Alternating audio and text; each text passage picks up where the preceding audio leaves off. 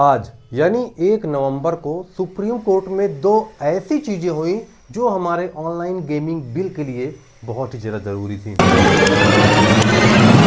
हमारे supreme court के दो सीनियर जजेस केवी पर्दीवाला और के विश्वनाथम, इनके माध्यम से आज एक सुनवाई होनी थी जो कि ऑनलाइन गेमिंग में जीएसटी को लेके थी, जिसमें जब उनके पास ये केस सामने आया तो उन्होंने पूछा कि क्या ये वही जीएसटी है जो कि ऑनलाइन गेमिंग बिल में इन्वेस्टिगेशन में चल रही है। तो यहाँ पे उनके सामने पक्ष रखा गया कि सेम जीएसटी ही एप्लीकेबल हो रही थी ऑनलाइन गेमिंग प्लेटफॉर्म्स में, क्योंकि जैसा कि हम लोग जानते हैं सीएएसी नाम की नॉन प्रॉफिटेबल ऑर्गेनाइजेशन जो संस्था है उसने ही जो पीआईएल दर्ज की थी उसमें जीएसटी को लेके भी उन्होंने मेंशन किया था कि जीएसटी के ऊपर जो सेंट्रल गवर्नमेंट चार्जेस चाह रही है कंपनी के स्टेक होल्डर्स उस पर पूरी तरह डिनाई कर रहे हैं। उनका मानना है कि 40% जीएसटी इज टू हाई, बहुत ज़्यादा हाई है, और अगर 40% जीएसटी हम देंगे तो हम अपने प्लेटफॉर्म्स को ऑपरेट कैसे करेंगे। इन्हीं सब चीज़ों को देखते हुए जैसा कि आप सब जानते ही हैं 4 नवंबर को फाइनल हियरिंग है, जिसमें दावा किया जा रहा है कि जितनी भी स्किल बेस्ड कंपनियां, स्किल बेस्ड फैंसी ऐप्स हैं उनको ई स्पोर्ट्स के नज़रिए से देख के लॉन्च किया जाएगा। अब यहाँ पे एक चीज़ तो दोस्तों जानने वाली है कि जब से कैसीनो टाइप्स के या गैम्बलिंग टाइप्स के प्लेटफॉर्म्स पे थोड़ा सा यहाँ पे रोक लगी है, फैंसी वाले प्लेटफॉर्म्स पे भी काफ़ी प्रॉब्लम चल रही है। सारे बैंक, सारे यूपीआई पेमेंट्स गेटवे ने अपने बैंकिंग सर्वर को पूरी तरीके से रोक दिया है जिससे कि पेमेंट शामिल ना हो। अब यहाँ पे जब पेमेंट गेटवे का कोई सीन नहीं रह जाता तो आप लोग जो टीम लगाते हैं या जो आप लोग यहाँ पे विनिंग करते हैं उसका ट्रांजैक्शंस आपके पास नहीं पहुंच पाएगा।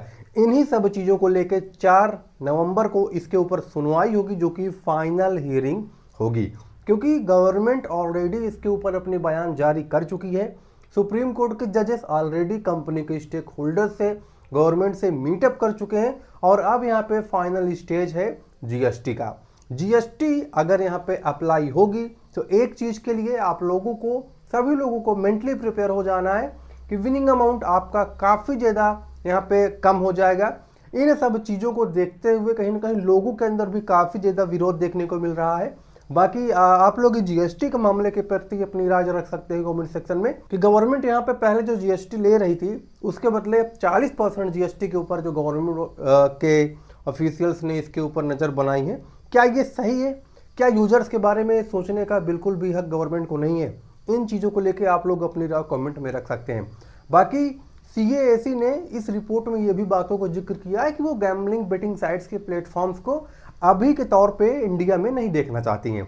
साथ ही साथ फैंसी बेस्ड जो एप्लीकेशंस हैं जैसे कि माई 11, ड्रीम 11, विजन 11, हाउसेट या इस प्रकार के जितने भी फैंसी बेस्ड एप्लीकेशंस हैं जिनको ऑलरेडी सुप्रीम कोर्ट के द्वारा लीगली बेस्ड एप्लीकेशंस ऑथराइज किया गया था और उसको चालू किया गया था, लेकिन हमारे यूनियन आईटी मिनिस्टर अश्विनी वैष्णव ने इस चीज़ के लेके काफ़ी पाबंदी दिखाई थी और फिर से इसको बैन कर दिया। Ban in the sense payment gateways रोक दिए गए, किसी भी प्रकार का पेमेंट मेथड इन्वॉल्व नहीं है तो इसको रन करने का कोई मतलब भी नहीं निकलता है। तो ये सब कुछ बेसिक चीज़ें हैं जो कि दोस्तों हो सकती हैं 4 नवंबर को। बाकी आप लोगों के पास आज भी एक सुनहरा अवसर है पहले जैसा धमाल मचाने का, और वो है हमारा ऑफिशियल टेलीग्राम ग्रुप जिसका लिंक इसी वीडियो के डिस्क्रिप्शन पे दिया हुआ है। जाके ज्वाइन कर लीजिए और चैनल को सब्सक्राइब कर लीजिए।